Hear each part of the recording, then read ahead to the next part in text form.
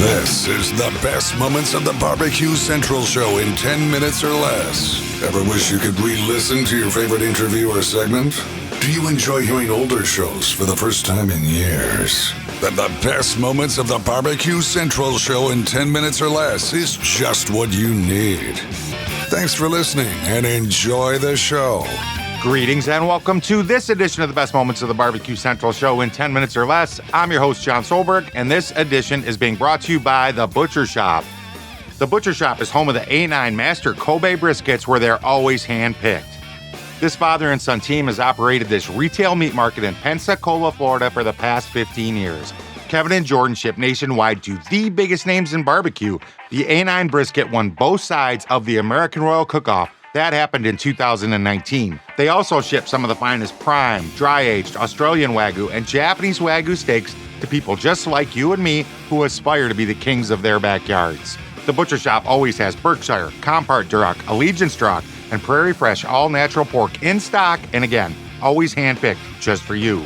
Are you into wild game items? How about some bison, some venison, some camel, some ostrich, even some elk? Have you been searching for those big 10 to 12 pound boneless turkey breasts featured on How to Barbecue Right? The Butcher Shop has them in stock and they are ready to ship to you today. So whether you're looking for the best competition briskets, ribs, or pork butts, or you just want to have a better option to cook at home, give the Butcher Shop a call. 850-458-8782. That's 850-458-8782. You can also get a hold of them on Facebook, facebook.com/The Butcher Shop. Be sure you mention the Barbecue Central show, and you are going to save 10% off your entire order.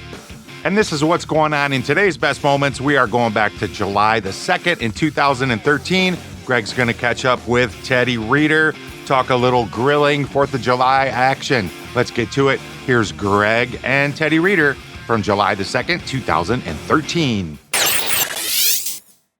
Ted Reeder joining us here on the show. So 4th of July for the people in the States here coming up in just a matter of days. Huge grilling day for many folks here. You know, what are some of the most important things folks need to do to make sure the grill is safe if this is the first time they're rolling it out? Well, if this is the first time they're rolling it out, I'm telling them, shame on you. July 4th is the first time you get this thing Really? Give me a break. And that thing should be going year-round. Absolutely.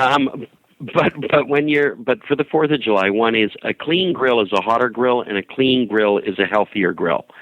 And so you want to make sure it's clean. You want to make sure if it's a gas grill that it's in working order. You want to make sure that if it's a kettle grill, maybe some of those legs are a tripod style, those things, you want to make sure it's all secure and everything's ready for when you go to start your charcoal or your gas and start cooking. And then from there, it's open season. You know, it's the 4th of July. It's a time to celebrate. We just finished our Canada Day, and I love the 4th of July. I love the fact that Americans celebrate with gusto and with love and passion, and I think that's awesome. And I think you should cook the same way. And if you're gonna, whatever you're gonna fire up, I just made burgers for my wife and I tonight, and they were. I bought some bratwurst sausages, and I just peeled them out of the casing and then mixed it up, and I added a little bit of extra garlic and threw in some smoked paprika and planked those up on maple planks and glazed them with a mixture of bourbon, maple syrup, chipotle Tabasco, and a little bit of barbecue sauce. And they were juicy and moist, and I shaped them in like a triangle, so they looked like a giant dinosaur egg. And they were mouth-watering. I ruined a T-shirt tonight, and I just put a brand new one on today. And so you know that if you're going to have a burger and you ruin a T-shirt while eating it, that's a good thing. Yeah, somebody's done something right, no doubt about it. Now, that's it. So typically people might have, let's say, 15 to 30 people. I know that's kind of a big variation, but depending on how many people you know, how long you've been in a neighborhood, you could have a swing like that. Are you a big fan of having your guests take part in the cooking aspect or having these food bars? Or are you not too much into the other people being hands-on as far as that's concerned? No, I love it. I wish my neighborhood could do something like that. They all expect me to cook, and it'd be like, I want to try other people's grilled foods and smoked foods and barbecued foods. I want to see what they're doing, and because you can never stop learning, and you might pick up a trick. And even a guy that like me that's been around the block a few thousand times, I want to try something new, and I see stuff all the time from different fans that post stuff on Facebook and other social media, and I say to myself, wow, that's really cool. I'm going to tweak that or play with that or modify that, and you learn something. And so I want to try all the different taste sensations, whether they be good or bad. Maybe someone will ask me for a way of doing it better if they can't, if they fail at it. But everyone should get out there and try. And if you try and it comes out just okay, well, then you try again and you just try and make it better. Every time you go to your grill or your smoker, make it a little bit better than the last time. And then you're improving and you're learning. Everybody has to start as a beginner at some point. Experts. I remember the first time I fired up a grill. I knew nothing. And I still learn when I watch charcoal getting ready, and you look at the wind and the weather and what's going on, and you take note. So get out there and cook. That's the way it goes. And I'd love to try it all. And that's a long version answer. Sorry. No doubt about it.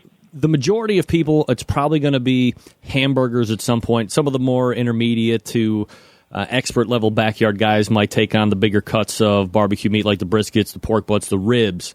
But there's going to be a lot of burgers consumed. You're one of the foremost authorities on burgers. You have one of the best books out there about burgers.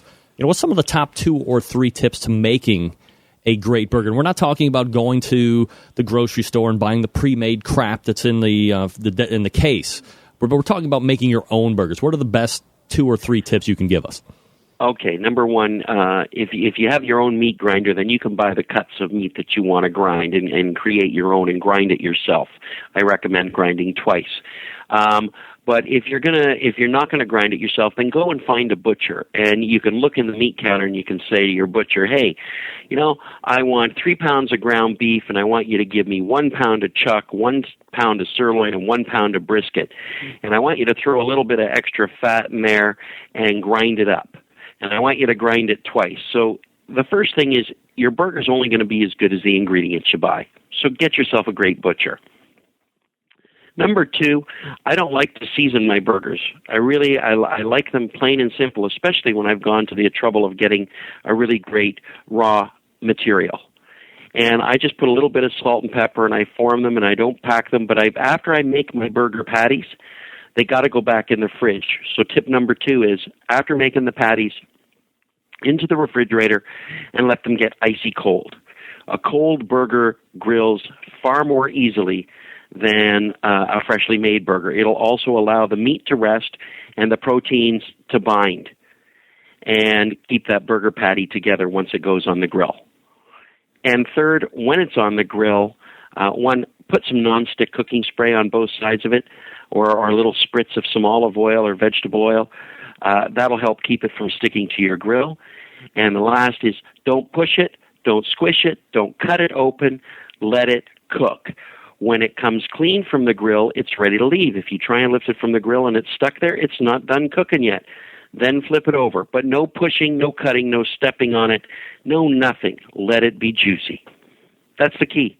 And eat it and enjoy it and ruin a T-shirt. Temperature-wise on the grill, is it better to be 450 or higher? Is a lower heat more prudent, like 350 or so? What's the best way to cook them? I like to put the burgers on medium high to high, and once it starts to sizzle and I see my first flare-up, and it's just a little bit of a flare-up, but once I see that, I just turn it down to about medium, keep the lid open, and just watch it cook. Once you put the burgers on, you never want to leave, because burgers tend to have a bit of fat in them, and you can get a grease fire extremely quickly. So once they're on, you don't leave your post. Pretend you're in the military, and you got to guard those burgers, and you got to make sure that they're not going to burn. And that's it. When you get a little flare-up, turn the heat down, move the burger out of the way.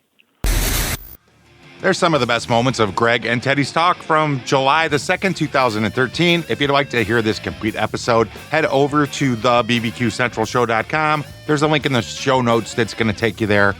Reach out to The Butcher Shop for your A9 Master Kobe briskets, Facebook.com/The Butcher Shop. Make sure you mention the Barbecue Central Show and save 10% off your entire order. Thank you so much for listening. Until next time on the best moments of the Barbecue Central Show in 10 minutes or less, I'm your host, John Solberg, and I look forward to talking to you again soon.